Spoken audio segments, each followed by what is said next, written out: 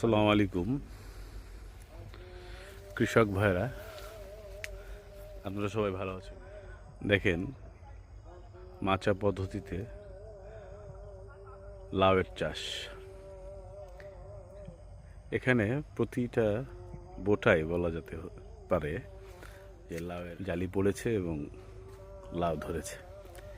ফ্লোরে মালচিং পদ্ধতি ব্যবহার করা হয়েছে যেন আবর্জনা বা অবাঞ্ছিত ঘাস না হয়। আর লাউয়ের মাচা তৈরি করা হয়েছে সুতার জালের মাধ্যমে। এই লাউ গাছ ক্ষেতটি 5 কাঠা তৈরি করা হয়েছে।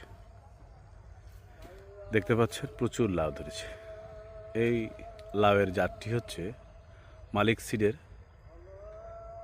লাউয়ের গাছ। আপনারা যারা লাউ চাষাবাদ করতে ইচ্ছুক তারা মালিক সিডের লাউয়ের বীজ বপন করতে পারবেন। ধন্যবাদ সবাইকে।